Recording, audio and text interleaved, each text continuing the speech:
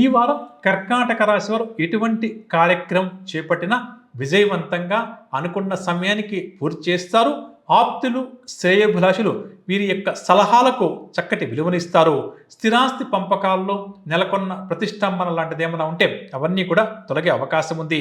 స్నేహితులు సైతం వీరికి సహాయాన్ని అందిస్తారు అని చెప్పవచ్చు. విద్యార్థులు, నిరుద్యోగులకు ఈ వారం ఊహించని అవకాశాలు కొన్ని తలుపుదడతాయి.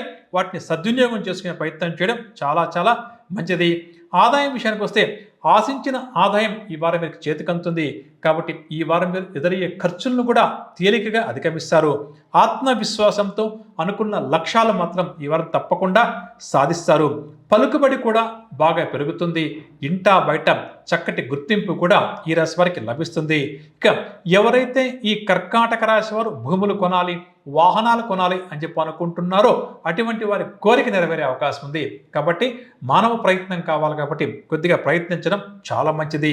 శారీరక రుగ్మతలు అంటే అనారోగ్య సమస్యలు అప్పుడప్పుడు ఈ వారం వీరిని బాధించిన ఉపశమనం కూడా వీరికి వెంటనే లభిస్తుంది.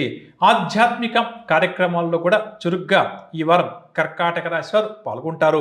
వృత్తి వ్యాపారస్తులకు మరింత సంతోషకరంగా విజయవంతంగా ఈ వారం గడుస్తుంది. ఇక ఉద్యోగస్తుల విషయానికి వస్తే పై అధికారులతో కొద్దిగా వీరికి చక్కటి సమన్వయం కూడా ఏర్పడుతుంది. పై అధికారులతో గొడవలు లాంటివి ఉంటే అవన్నీ కూడా సమసిపోతాయి అని చెప్పవచ్చు. రాజకీయ రంగం వారికి, కళారంగం వారికి ఊహించని అవకాశాలు దక్కుతాయి. వైద్య రంగం వారికి, ఐటీ రంగం వారికి ఈ వారం విశేషంగా కలిసి వస్తుంది. ఇక ఈ వారం మధ్యలో కర్కాటక రాశి వారికి దుబారా ఖర్చులు ఉంటాయి. అదేవిధంగా ఒత్తిడి కూడా కాస్త అధికంగా ఉంటుంది. లేనిపోని నిందలు కూడా భరించాల్సి వస్తుంది. కాబట్టి ఈ వారం మధ్యలో కొద్దిగా జాగ్రత్తగా ఉండడం మంచిదని చెప్పవచ్చు. ఇక ఇటువంటి పరిహారం ఈ వారం అంతా కూడా ఈ రాశి వారు పాటించాలి అన్న విషయానికి వస్తే శ్రీరామ రక్షా స్తోత్రాన్ని ఈరోజు ఎలాగో శ్రీరామనవమి పండుగ కదా, ఈ రోజు నుంచి ప్రారంభం చేసి ప్రతినిత్యం ఈ వారం అంతా కూడా యథాశక్తిగా పఠిస్తే రాముల వారి యొక్క అండదండలతో మంచి విజయాలు మీరు నమోదు చేస్తారు అని చెప్పవచ్చు.